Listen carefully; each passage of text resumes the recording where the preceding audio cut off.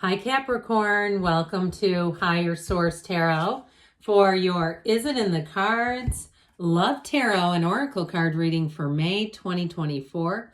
This is a love reading for all Capricorn. Sun, Moon, Rising, and Venus. We're going to start off with a theme for the reading brought to you today by the Moonology Manifestation Oracle card deck. You have first quarter moon in Sagittarius.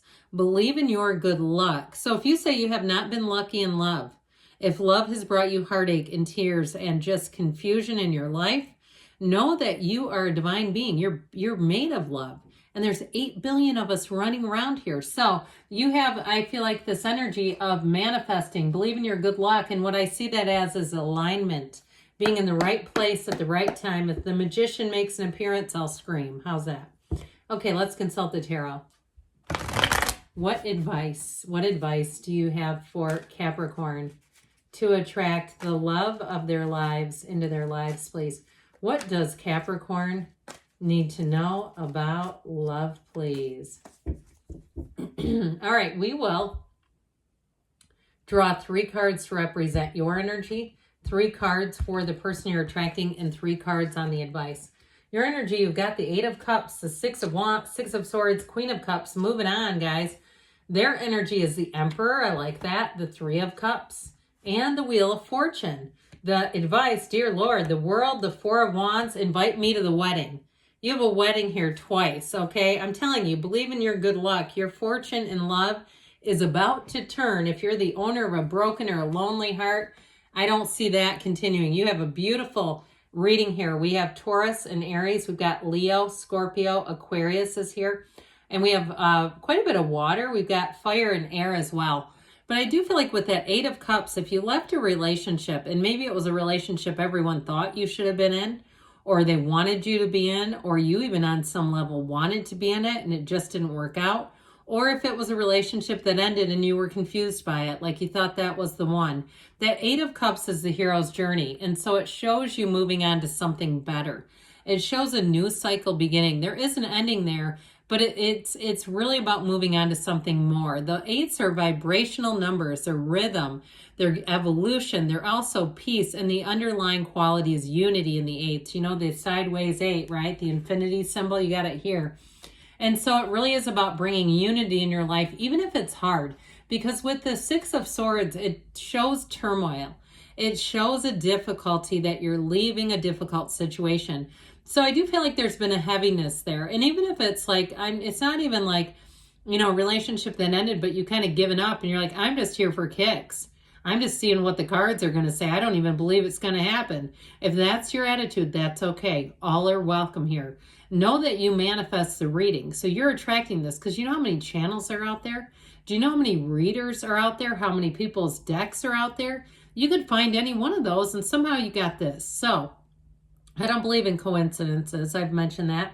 Coincidences are the universe working with you. They're co-occurring incidents to bring you towards what you're attracting, and that really lies in the heart.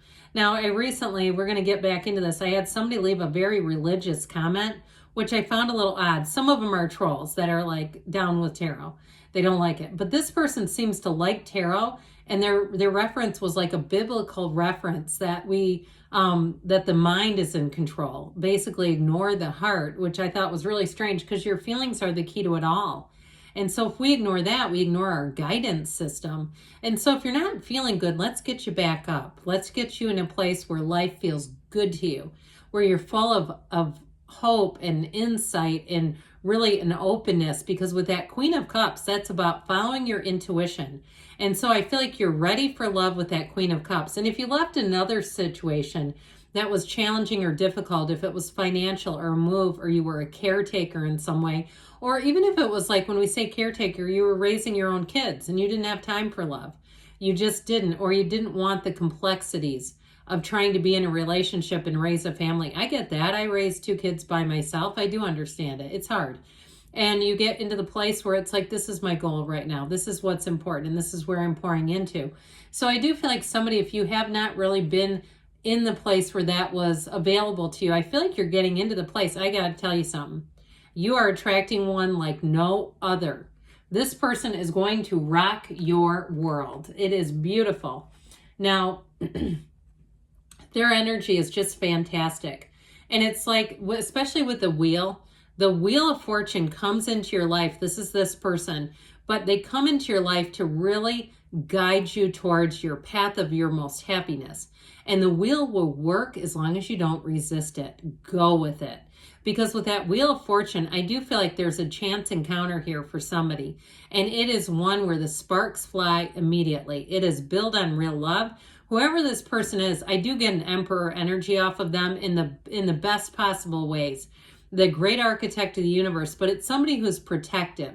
So if you've had a betrayal, this is not somebody who's going to betray you. And what I love about it is they have the Hierophant, which is the card right after them.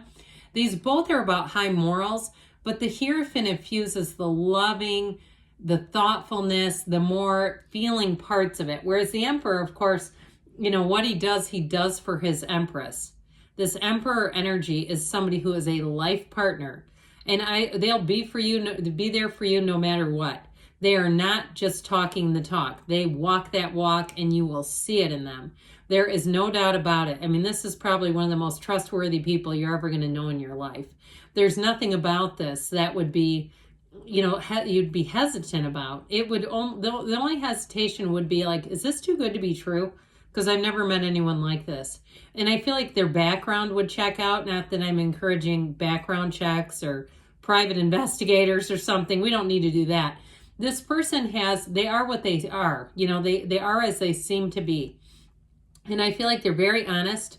They're very upfront. They're a very bold communicator, but I also feel like they have a fun sense of humor. Like, this is a hilarious person. They're very intellectual and smart, but they're not arrogant about it, and that's why they're so funny. They've got just a really fun sense of humor. They remind me of one of my family members who is a professional's professional, but is one of the most hilarious people I've ever known in my life. I just get that off of them. And with that Three of Cups, they found the one in you. No doubt about it. Okay, this is not somebody who's hesitant, who's second guessing. They're going to be very clear. And I feel like they're going to be telling you, I have been waiting my whole life to meet someone like you. And so they possibly could be somebody who's never been married or never been in something. And that, I think, can kind of give off a false perception of, are they commitment phobic? I don't think so. I feel like it's more discernment if that's the case for them. But with that Wheel of Fortune energy, that wheel of life is an evolution. It's high vibrational stuff, babe. It's a person in a situation that spins in your favor.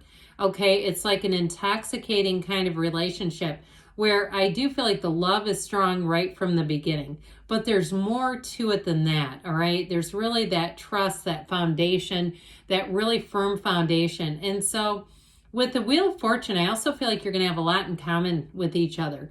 I do feel like it's somebody who is ambitious, who's going to understand you, somebody who even likes the same music. I got somebody eating a bowl of cereal. Like you like the same food maybe, or the same odd cereal or something. If you have a quirky taste for unsweetened almond milk and keto peanut butter ball cereal or something, and then they have it too. Like something really unusual. I do see that because what it looked like was peanut butter Captain Crunch. But anyway, which that's good too. But anyway, with this energy and the advice, boy, this is something special. This is like a once in a lifetime kind of love affair. I almost wish I had the Whispers of Love out today because I wonder what they would have to say about this. In the advice, it's like you open up to any possibility. I don't care where you sit right now. These cards found you. Okay, you found them, they found you.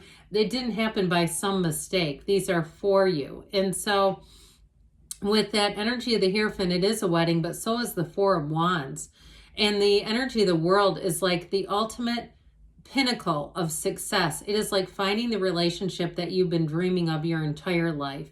There's nothing higher than the World in this whole deck, in the 78 cards that are here.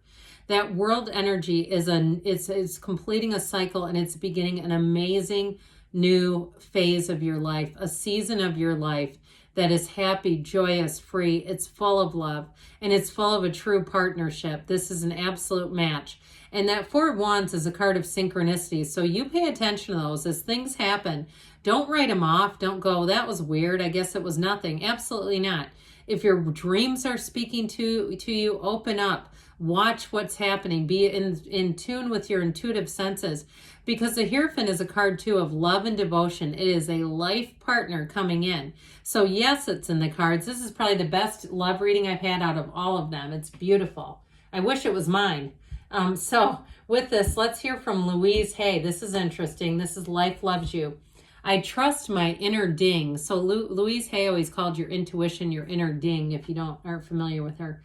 You were born with an inner knowing, what Louise calls your inner ding. Listen to it and let it guide your actions. So this stuff about how the mind is all the way in control based on some biblical reference, I just think, man, that person's in real trouble, because you have intuition. You have a system within you. Okay, the mind is part of it. I'm not saying that it's nothing, but the intuition is it. That inner ding is important. Louise has an interesting story about love too. If you don't know much about her background, it's interesting.